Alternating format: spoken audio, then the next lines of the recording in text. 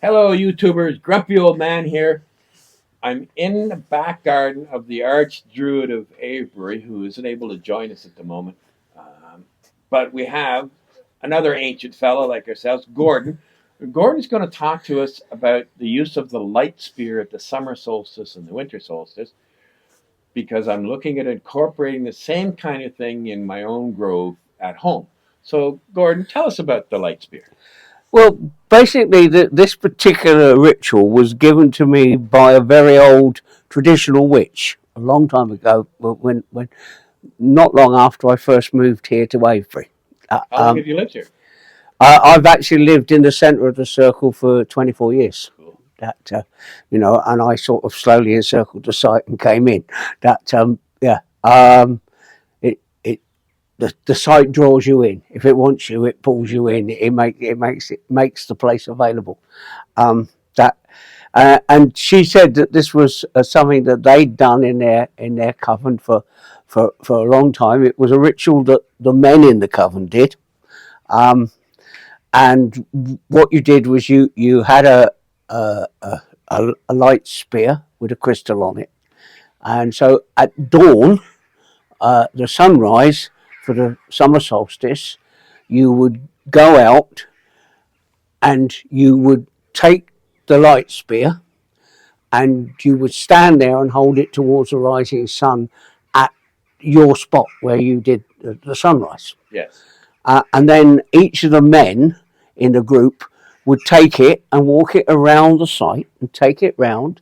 And when people asked what they were doing, you'd explain that you were charging the crystal, the light spear, and taking in the summer sun until sunset.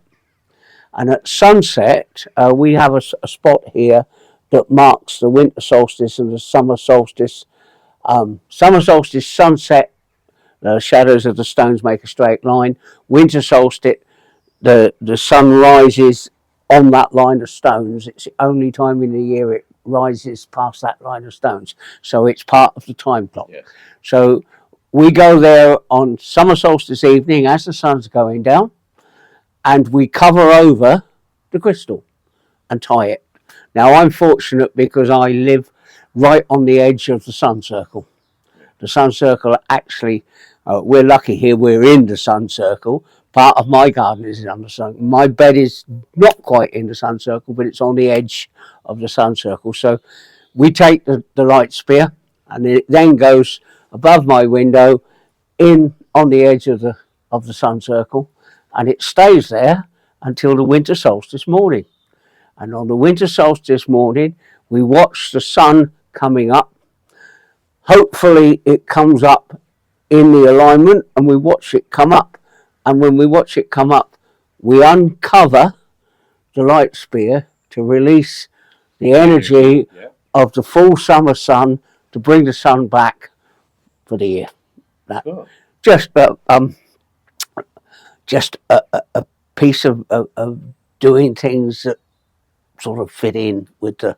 Well, it's with all the thing. part of the ceremonial Yes. activities that Yes. happen. Yeah. Like we were here yesterday, and there was a variety of different things happening as all part of the celebration. We do a fair number of things here. Yes. You know that over the years, I used to work with the previous arch druid who passed away 3 or 4 years ago.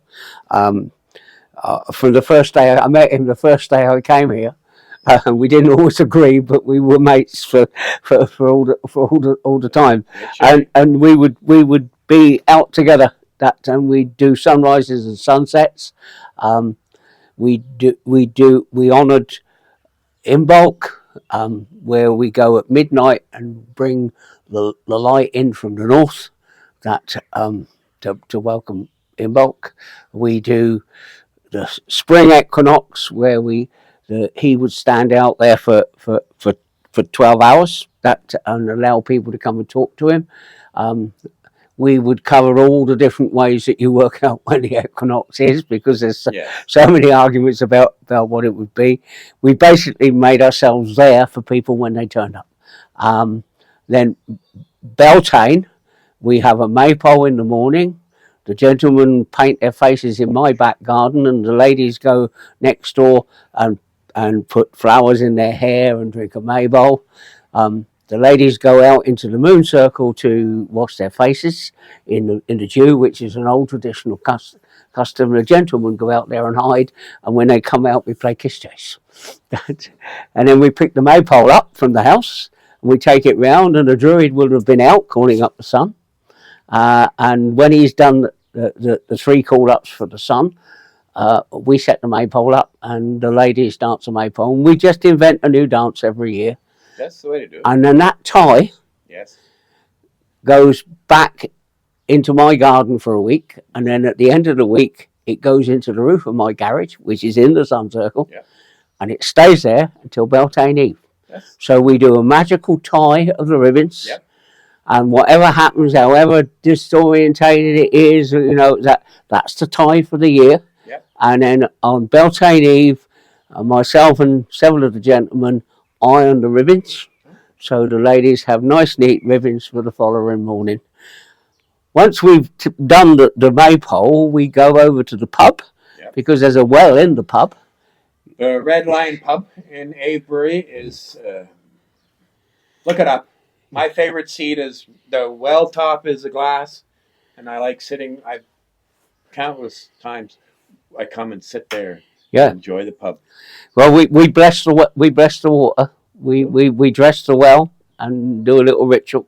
The pub makes us welcome. So then the next one, of course, is the summer solstice. Absolute mayhem here at the summer solstice. Party time. I'll be here. People criticise it, but often what happens is the youngsters come and for several years we've had a very good vicar here who's now moved to Canada. But we've got a new vicar who's just as good as she is. That was I do the dawn at the summer solstice on the highest point.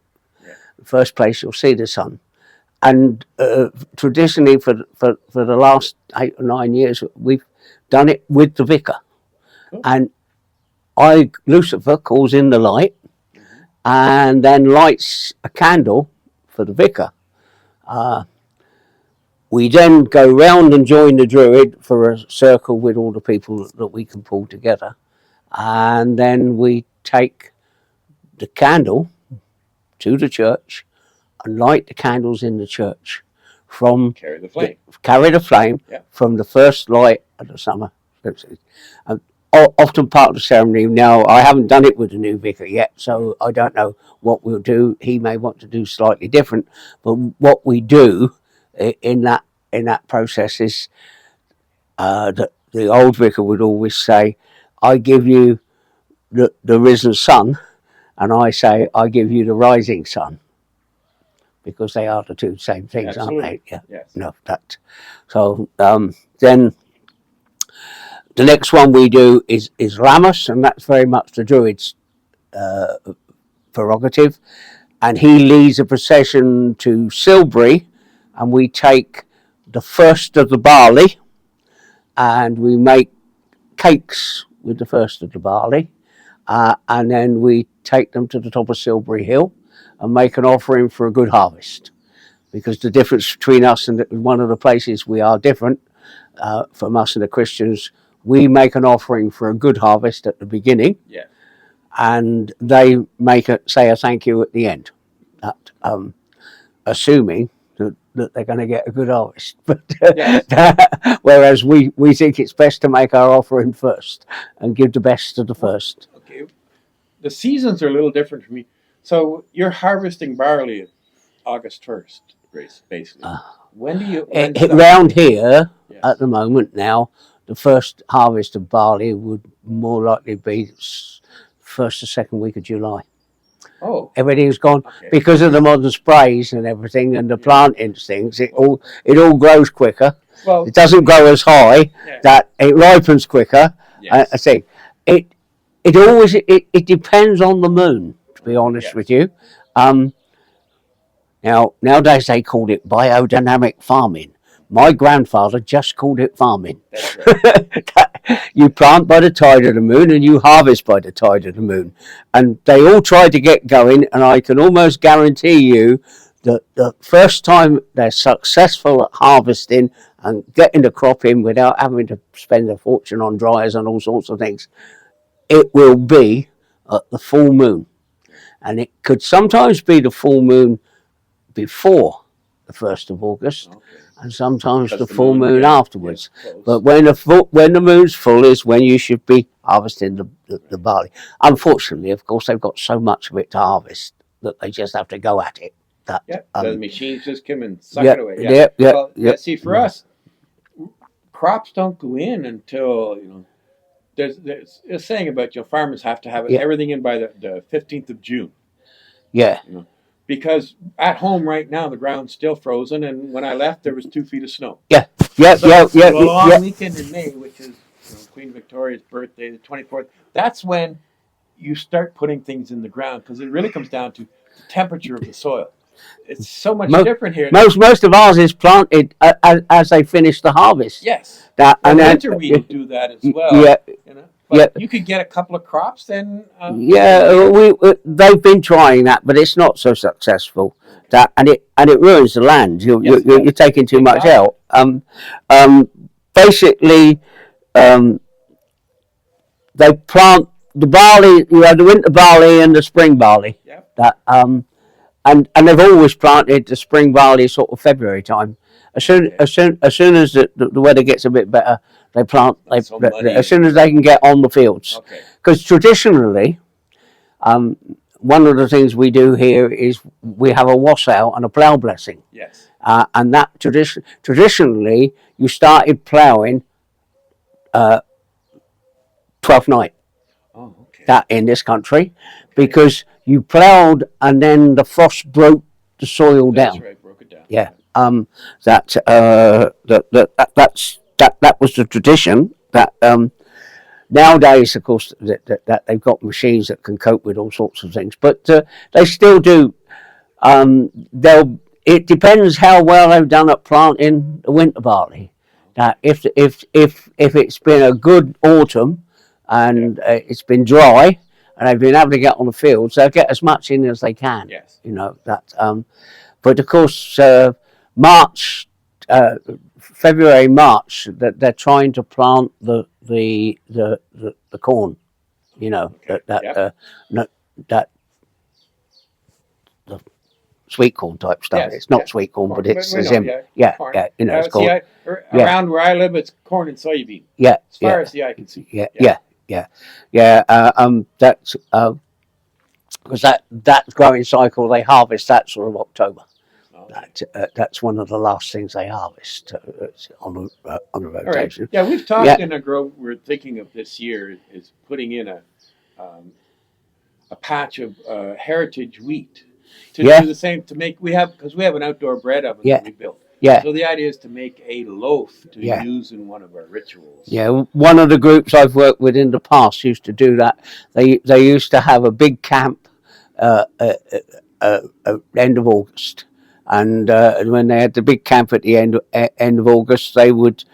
One of the things they would do, everybody would use a corn to grind a bit of flour, and then the flour they ground, they would make a loaf, and we would have a wicker man, and we'd burn the wicker man, and then from the fire that we burnt the wicker man, we'd cook. We cook the offering for the final ceremony. Cool. We used to have a fire labyrinth and all sorts of things. It was quite distinct, but we can't have fire here. Yeah. So we'll go through summer solstice and go through. Then we did the Lammas, and then after Lammas, the next one is the autumn equinox. Yes. Which is very similar sort of stuff done as the spring equinox. That we keep saying to people, if you want to do a new ritual, work out something to do for the equinoxes. Myself, I think that the equinoxes would have had a mummers play. That we've lost a lot of the mummers plays. They all died off at the end. particularly after the Second World War, because the parts were passed down through families, and some families went away completely. That's right. Gone. So and people started moving around the country. Yeah. The time when every house in the village belonged to a certain family, and the families took it, and they'd still be there 5-6 generations later. That doesn't happen so much now. That things have changed. So our next big one then is Samhain. Yes. We have traditionally done here for about the last 20 years now. I create a labyrinth. I was here. Have you been out to see the labyrinth? It's still there. 2018 Yeah. for Samhain, because Yeah. we stayed just up the road by the football club. We stayed in a B&B there for 3 days. Yeah. So we were here for Samhain in 2018. Yeah. Well, the labyrinth that I cut last year is still there. If you want to go walk it, it's out in the sun circle. We have one on our land, but we're losing it this year because in April and May we're planting 1,300 trees. Yeah. So it's plant it in trees. That's what there's one down at Bradford-on-Avon that Fred, that shares the house with me, planted in willow and then cut and laid it. I knew one in was it Willow? Not willow, but the shorter version they make for basket weaving. Yeah. And that's so every year they harvest the crop off it and make baskets. Yeah. It's that. So we have a labyrinth out there at night. We're not allowed fire, but what they will let us do is put lanterns around the outside. That I create a labyrinth that's not like any other labyrinth, and it's different every year. It initially was created on the Triskel. We've got a Triskel of paths that go out into the landscape. So I created it on a Triskel that matched where the paths go out. So it was a bit like doing a medicine walk. It's surprising how many people find the labyrinth. It often twigs something in people that they go, oh yeah, I go, and they come out there and they come out there one year drunk, and the next year they come out plain sober because they want to go through it and understand it. I deliberately, we don't have anybody in it.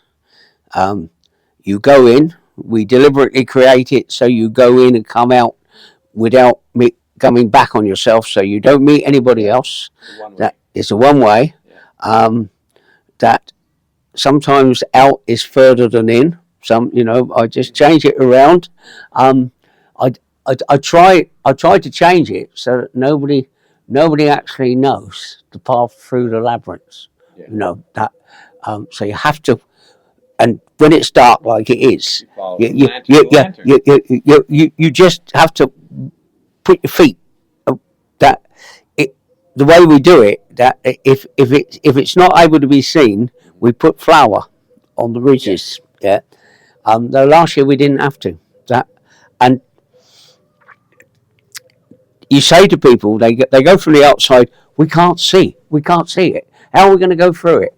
And you say to them, you have to believe that you will see, because once you get inside with the light on the outside, we tried lighting it, that absolute nightmare. The lights blind people, but because the lights are on the outside, what happens is, so long as you concentrate on where your feet are going, don't look any further than 6 yards in front of you.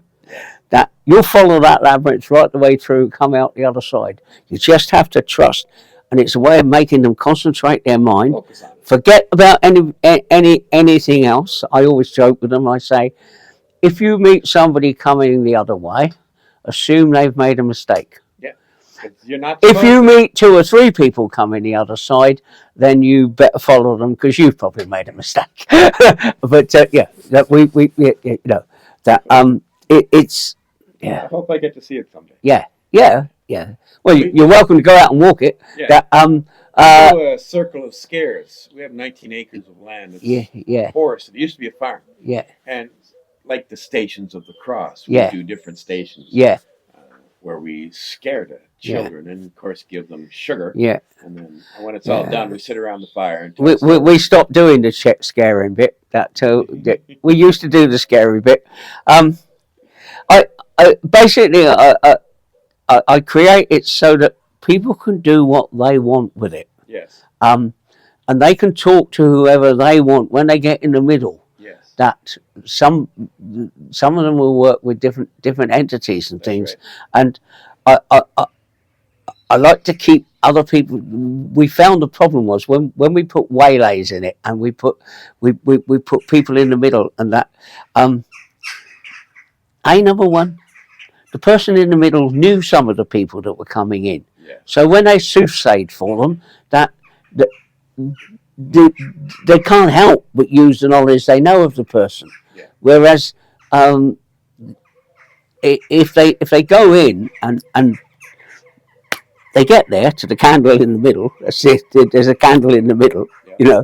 That and at one stage we used to get them to put things in the cauldron in the middle. Right. But then we found people put really nasty stuff in there sometimes. So we thought, no, just go in, ask your question, get your answer, and come out. Yeah. And it's worked so well with people. Yeah, But then when we've done that, then the Druid part is we meet at the Southern Gatestone, Okay. and traditionally, I've been originally a Wiccan and not from the Druid path. I used to challenge the Druid about his right to be the ferryman. Right. And so we have a discussion amongst the people assembled as to whether they want him to be the ferryman for the next year. This year, he's the ferryman. He's collected the spirits all through the year. Yeah. And he's been out, and he'll have gone round to all the places where spirits hang out. And he'll have been out for about 4 or 5 hours. And then at about 11:15, we leave here and we walk the 1.5 miles to the sanctuary in the dark. Okay. And then we form a circle anti-clockwise in the sanctuary. And we take apples and pass the spirits of the people that have died into the apples. Cool. Then we bring the apples back. Now we come here. We used to go to the Druid's house, which is just down the road from the sanctuary. But now we come back here and we sit and we sing and we drink overnight. And at dawn, we go to the sacred spring and rebirth the spirits in the apples. Cool. So it's a full day's ceremony. Yeah. We don't do sunrises and sunsets. It's quite a walk.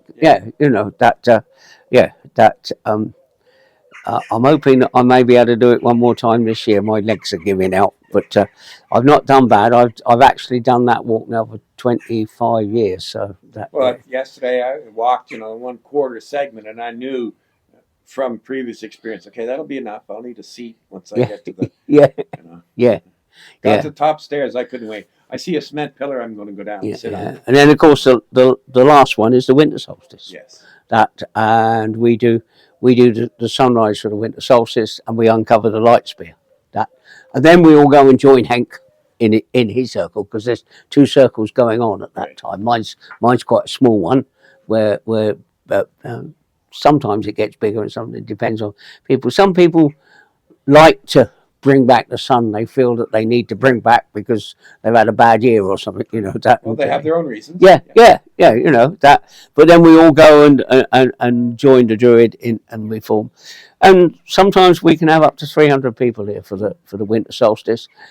It's far more spiritual people. Yes. But having said that, it's been a party time at summer solstice for many years, long before I ever came here. But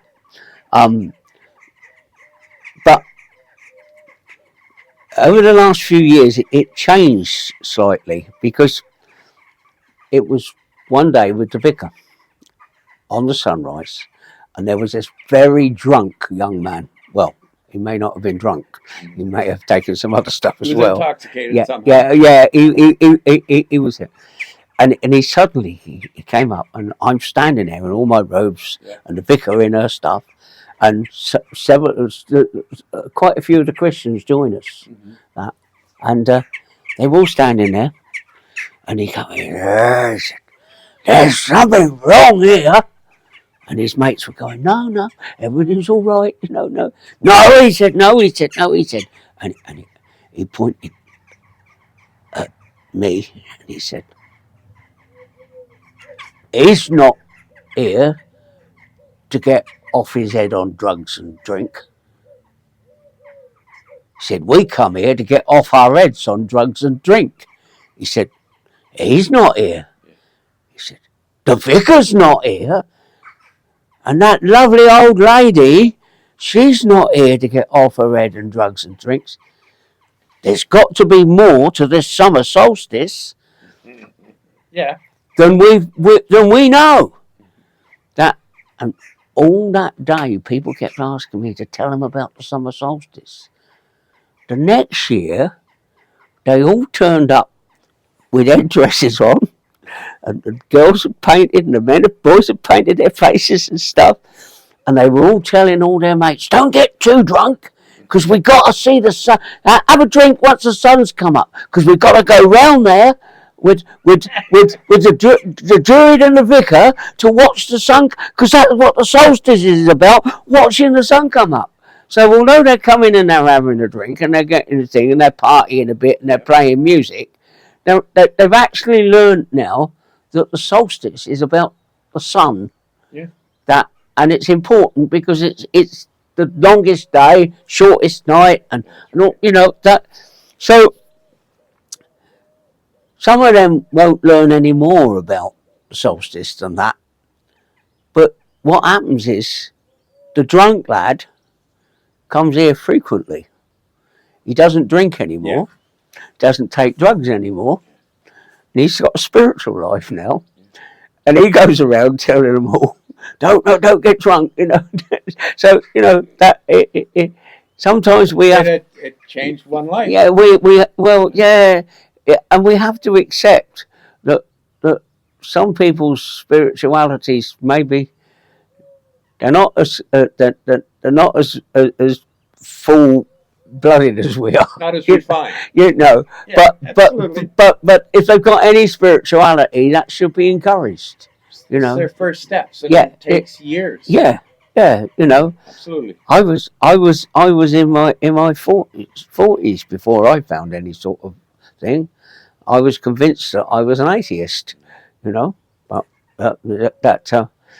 and then I found Wicca. And then Wicca brought me here, and then I sort of found Druids, and I'm not really a proper Druid, but I'm not really a proper Wiccan either. So I'm my own version of everything. That's exactly what it is. Yeah. Because the rule is there are no rules. Yeah. If it harms none, do what you will. That's right. And yes. So in that case, that makes us all not proper. Yeah. But what's the image?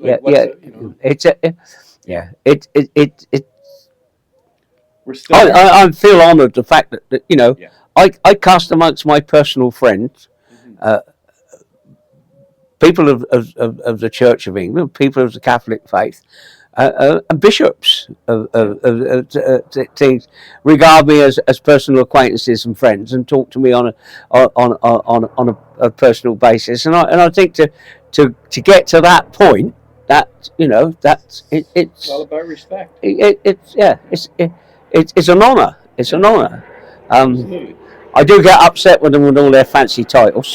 I have a fancy title. Yeah. At my grove, I am the artist in residence. Yeah. And I have a toque. I got a winter hat embroidered on it. Says Brother Hospitalis. Yeah. Well, I'm usually the first one to meet them and take them around and show them. I accept the fact that I'm a bard. Yeah. And some people say I'm Bard of Avebury, but I'm one of the bards of Avebury. I tell everybody, if you want to give me the title, I'm the apprentice ancestor. There you go. I'm getting there. Well, but we all are. And then I explained to them, you're all apprentice ancestors. Some of us are just a little bit more qualified than others, you know. You gotta thank your ancestors for having sex, or you wouldn't be here. And we will all be, and I say to them, be careful what you do, because you will be the ancestors one day. That, and so just be careful what you leave behind. You know, try to think. You know, that's it. So. Well, I want to thank you very much for your time, George. That's right, Gordon. Sorry, Gordon. See, I told you one. I'm just as bad. Well, George, wasn't there a George?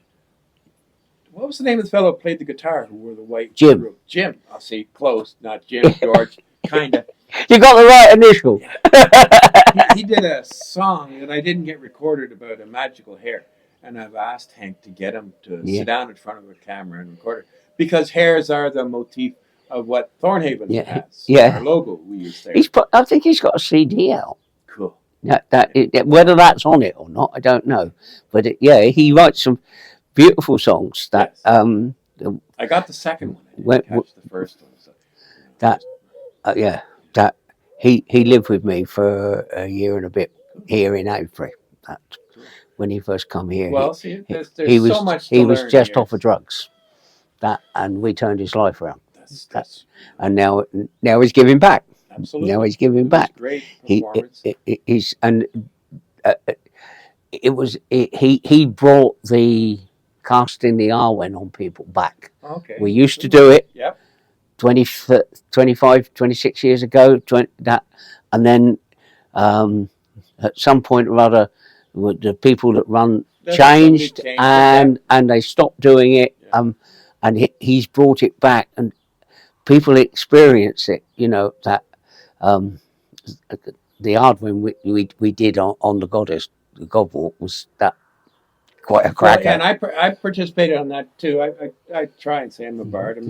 I know professional bards. Yeah. And my stories have caused panic attacks in professional bards, and that's another story for another time. Yeah. But what I'm doing at the summer solstice is I do one magic thing.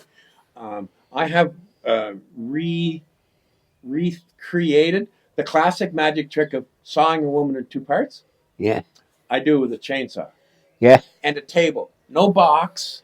Yeah. Everything's out there for you to see what's going on. Yeah. So I have told Hank that I will do that at the Gorset at the summer solstice. Right. I'm prepared to do that little piece of magic. That one of my professions is magician. Cool. That I've been a professional one man band for 45 years. That I played for the Queen on her birthday and all sorts. Yeah. That I've been I don't do the escape shows anymore. That I still did it for the local village, but I only do 30-foot of rope now. You'll get a kick out of the way I do mine. Yeah. You know,